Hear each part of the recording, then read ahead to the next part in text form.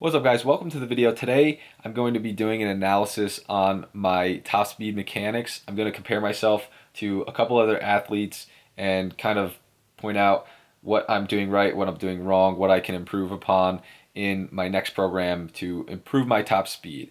Last week I did this for my acceleration technique as well as my start technique. So if you're an athlete looking to get faster, you want to get faster in the 40, you want to get faster in the 60-yard dash for baseball, uh, definitely check out that video. And if you're new to the channel, be sure to check out some of my other videos. I have a bunch of vlogs on trying to get faster and improve my vertical jump, overall athletic ability. My name's Austin. I make videos to try to help athletes. So if you're new to the channel and you like that sort of thing, hit subscribe. So starting right off, here's a clip of me in week 3 of my sprint program. And as you can see, at toe off, my knee doesn't get very high, and I'm not dorsiflexing my toe very well. These are all the things that they tell you, track coaches, speed coaches. You want to get the knee up, you want to dorsiflex the toe, and you want the foot to hit right underneath the hip. And not really doing that very well in this week of my program. And as you can see, this doesn't create a very good reciprocal action. So you'll hear people talk about frontside mechanics, backside mechanics, and in my opinion, people talk about how they want to minimize backside mechanics. A lot of times you can't really minimize backside mechanics because you're creating these forces driving into the ground on the front side, and that force has to go somewhere. You can't just cut it short and just block the backside and come straight up, heel to butt, like everyone talks about. So that's gonna happen, but it needs to happen efficiently. And in my sprint, at least in this week, it was happening very, very inefficiently.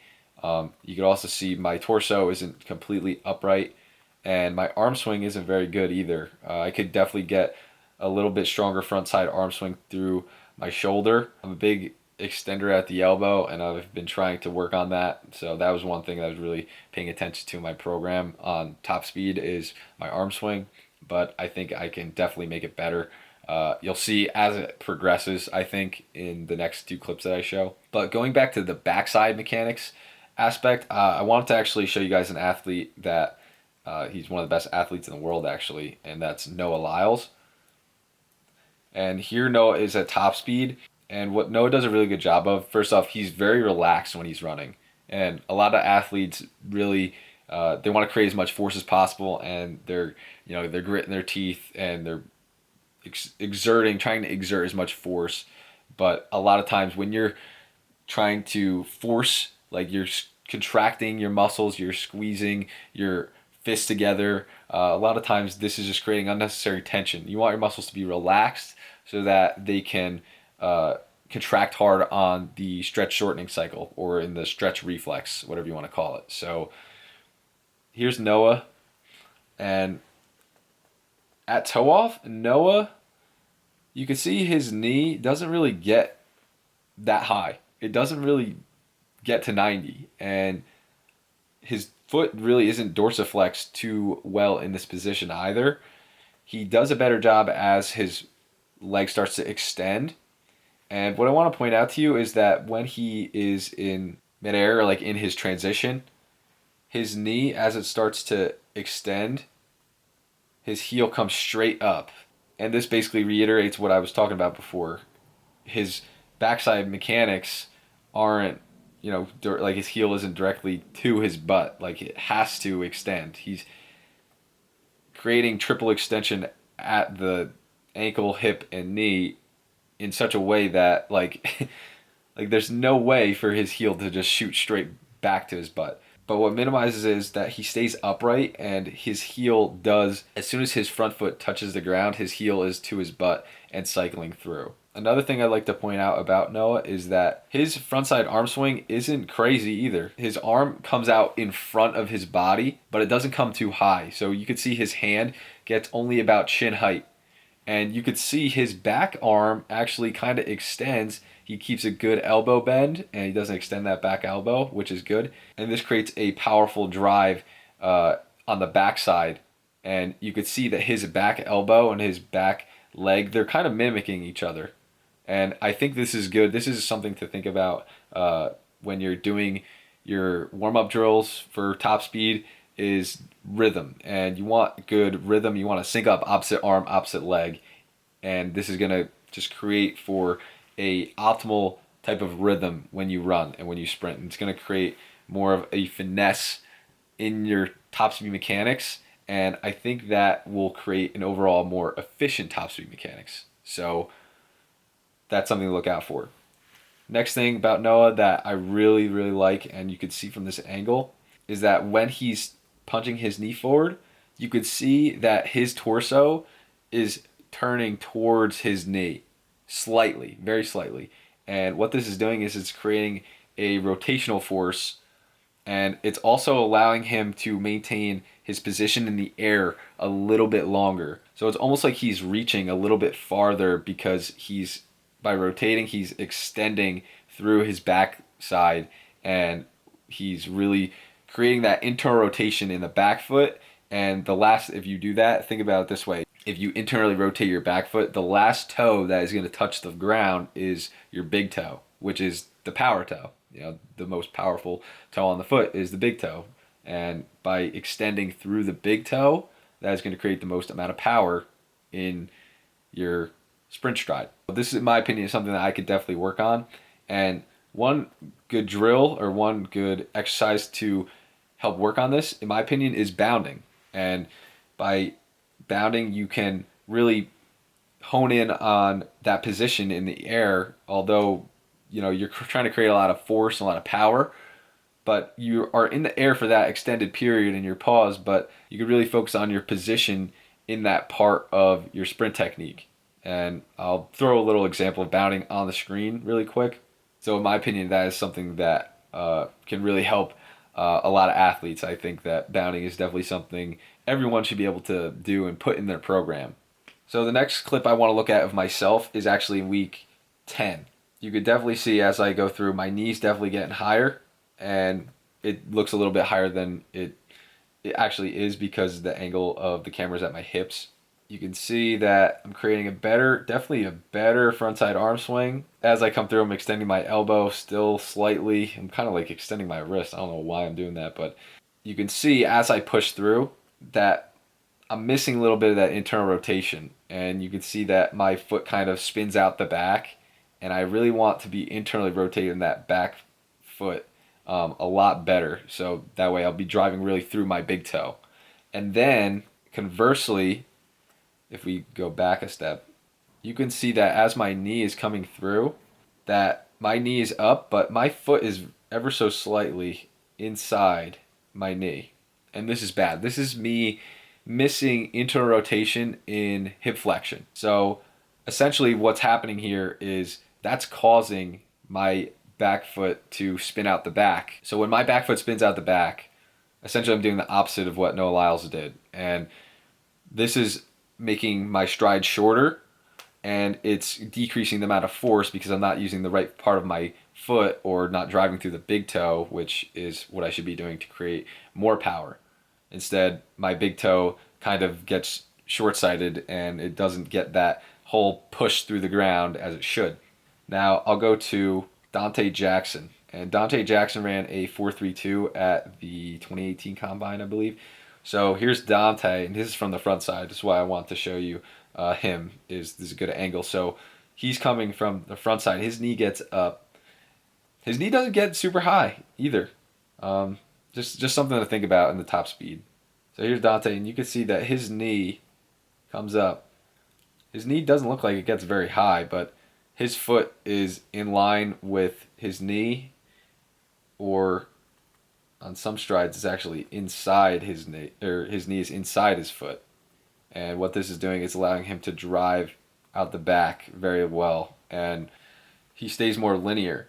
And then when he touches the ground, when his toe touches the ground, but because his shin and his foot are in line with his knee, it allows him to really push straight through the ball of the foot when he hits the ground. So that's something that I really think I will improve my top speed with, is optimizing my internal rotation at hip flexion. So a good way to improve upon this is to do the banded hip capsule drill.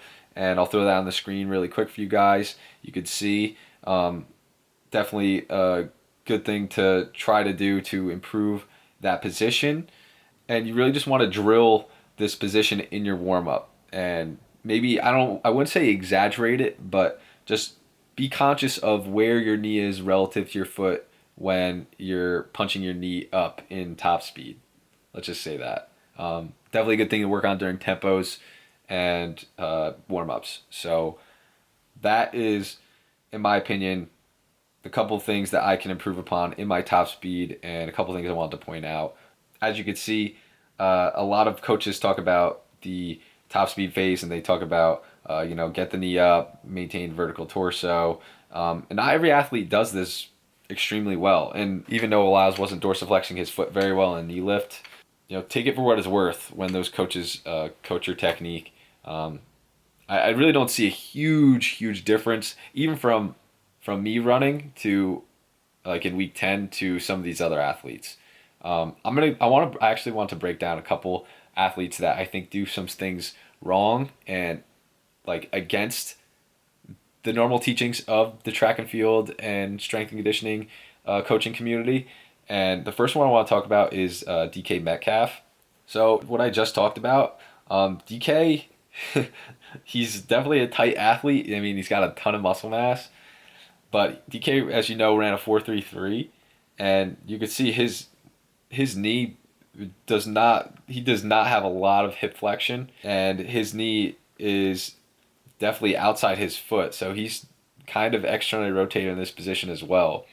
What really makes it for DK though is his upper body. He has such a strong upper body that it almost like helps pull his lower body and makes up for some of the technical mistakes of his lower body.